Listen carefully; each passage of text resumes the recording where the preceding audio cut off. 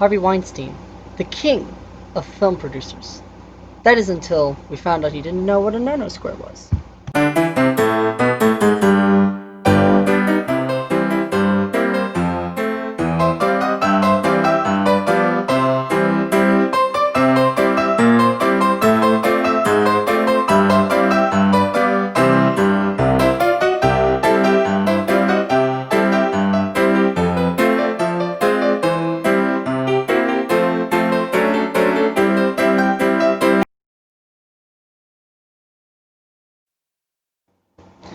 It may seem like common knowledge not to trade sex for jobs to most people, but Harvey Weinstein's not most people. Harvey Weinstein was a producer for many films, such as Gangs of New York, Shakespeare in Love, and Black Christmas, a movie that probably should have been canceled with him. Boo! Boo! Boo! But besides that point, Harvey Weinstein is not the first nor last man to ever sexually assault a woman. According to RAINN, an organization devoted to statistics of sexual assault, 1 in every 6 women who have been sexually assaulted, and most of the perpetrators have been men. So what are we supposed to believe? Men are just animals vying for sexual gratification, that they see nothing into women other than that? No. No. Harvey Weinstein is just the prime example of a bigger issue: objectification of women and a growth. According to a study done by Ian H. Robertson, power played a big role in people's brains. It caused them to feel more confident, to feel more stronger, but it also caused them to be more selfish and egotistical, and also caused them to see people as more of ends to a means for them, objects for them. So could that not have played a big part in Harvey Weinstein's decision to feel that women that were in the Hollywood acting business were less human, but more object for his means? What can they do for him? You hear that in very many powerful situations. CEOs always like, what are you going to do for me? In rich areas, they're always like, what are you going to do for me? I scratch your back, you scratch mine. It's not about the humanity of caring about other people. It's about what you can do for me. Objectification is directly instilled in power. The objectification of women is looking at them in a light of they're an object. They're an object for the means to us, for predominantly men, to see them as nothing more than sex objects, nothing more than pleasure. And I mean, if you look at ads, they're always in very risque clothing, obviously, but they are very almost childlike. I mean, it's sick, of course, it's disgusting, but they are seen as beneath you. It's like, oh, they need to be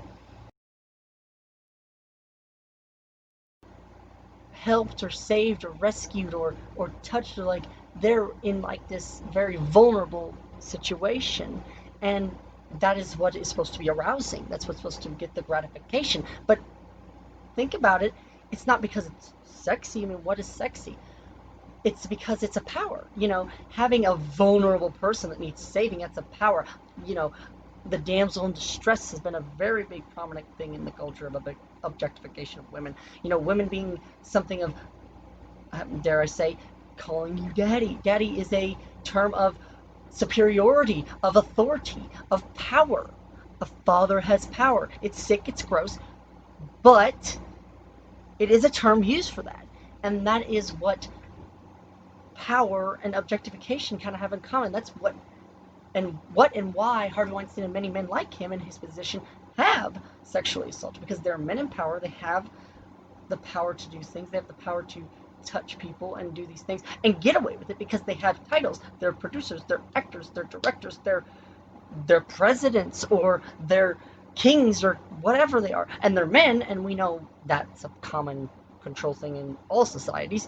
And so women get the brunt of that. And that is sad but true. And that's what Harvey Weinstein has done. He's the product of a very old, not just American culture, but of a male culture. He's the product of men believing that because they are men, they have to be strong and in authority, and they have to get women into bed because it gives them pleasure, because they have power. And women are nothing more than a power game. Women are nothing more than a conquest to do.